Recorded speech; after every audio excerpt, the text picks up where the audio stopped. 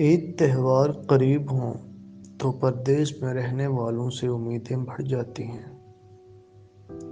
وہ 5 سال سے باہر تھا، جاتے ہی روزگار ملا، گھر والوں کے حالات بدلنے لگے۔ عید پر پاکستان جانے کا سوچا، ٹکٹ کروانے نکلا تھا کہ گھر سے فون آ گیا۔ بہن نے عید پر سونے کی بالیوں کی فرمائش کی، بھائی نے نیا موبائل مانگا، ماں نے گھر میں پینٹ کروانے کا کہا تو فوراً پاکستان جانے کا ارادہ ترک کیا اور انہیں پیسے بھجوا کر کام کرنے جا پہنچا،